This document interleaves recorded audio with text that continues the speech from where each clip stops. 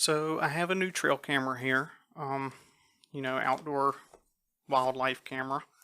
I already had one, and I decided to go with one that was a little bit different. It should be similar quality.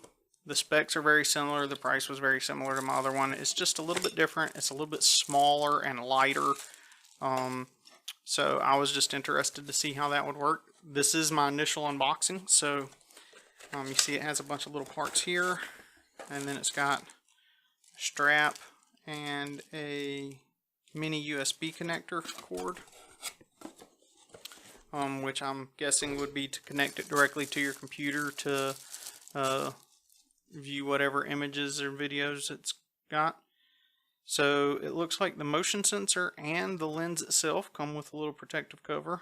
Down here, this is your infrared LED array here that lets it have night vision. Looks like a pretty decently sturdy curved base here. Also has a little tripod mount right here, so you could put it on a tripod, and a little DC port, so you could use power if you wanted to. I'm actually considering putting one on my front porch, so I'm probably going to try to find a DC adapter for it. Had a little rash of thefts around here, and I get a lot of packages, so I figure maybe putting one of these on the front porch would be a good option. So you got a little back plate cover here, and it takes 8 AA's, and so I'll have to get some and put them in here, and then I'll show you how the menu works. And it's got a really nice little push buttons right here. Looks like a couple little speakers. Down here on the bottom we have a switch that is currently in the off position. In the middle it has a test position, and then on all the way to the side. The mini USB cord for connecting it directly to a computer, and of course your SD slot right there. So I'm going to get some batteries put in it, and we'll take a look at the menus and the functionality, and then I'll get it hung up somewhere and try to get some images and video and whatever at night and during the day. So I'll take a look at some of the stuff that came with it here. First off, one thing that really struck me is this is a fairly substantial instruction manual. It's several languages, but even in just one language, it's 25 pages long, which I think is awesome. It seems a bit long. Simple operating instructions is right here, so you can get going really easy, but it's got some detailed information in there. And see, this also came with some parts that my other camera didn't come with. So it's smaller, and it came with some things my other one didn't. Pair of 3 screws and anchors there for this plate. And you have this little thing right here, which is going to be to go on this. So you can put one end on here.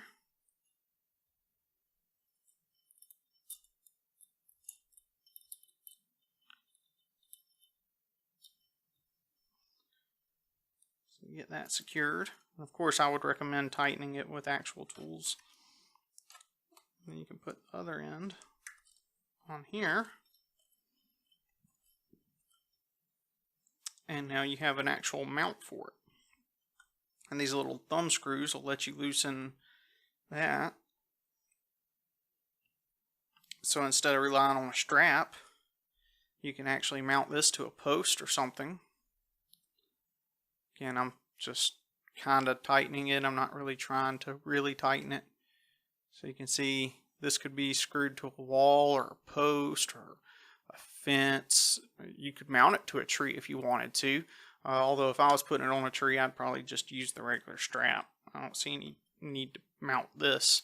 But for purposes of putting one on my front porch, this might actually be really cool, because it's a way I can have a mount there and then use the strap if I take it out in the woods anywhere.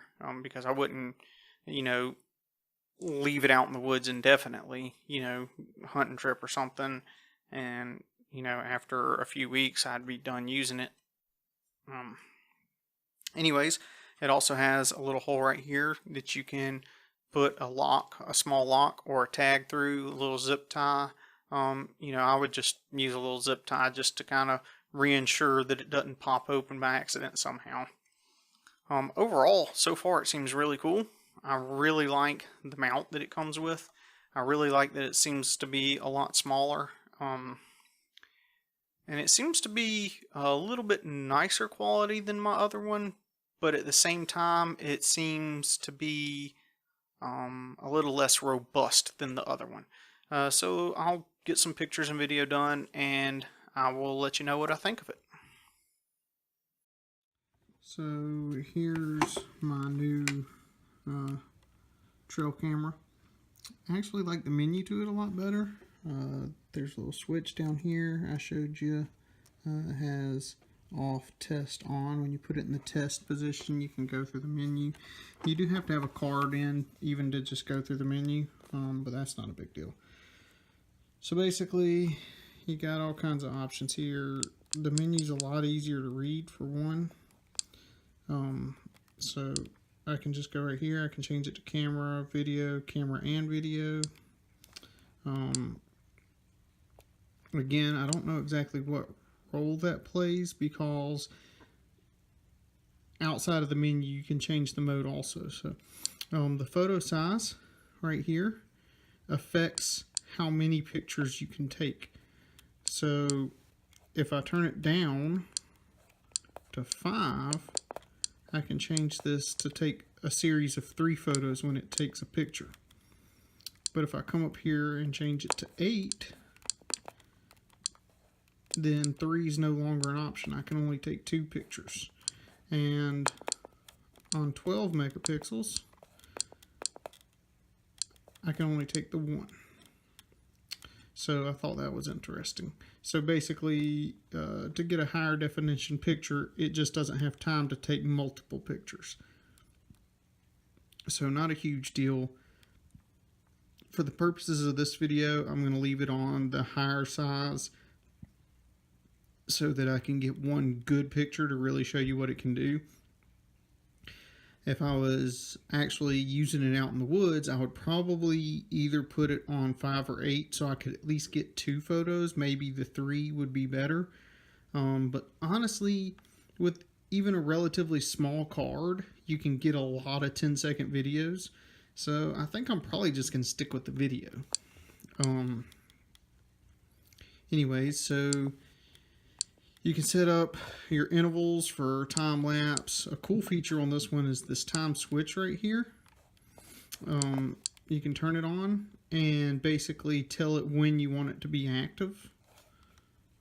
So I don't need that. I'm going to turn that off.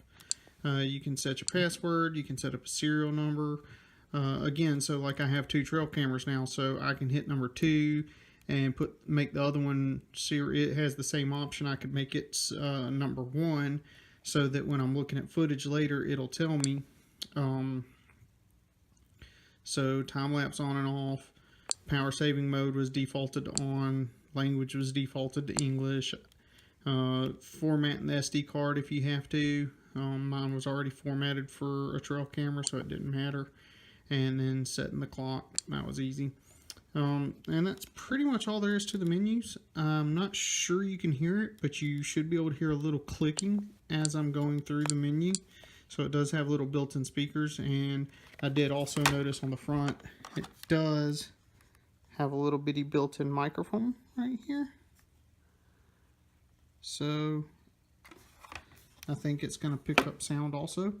And something else I wanted to point out, I don't know if I said it earlier, it can run on just 4 batteries instead of all 8.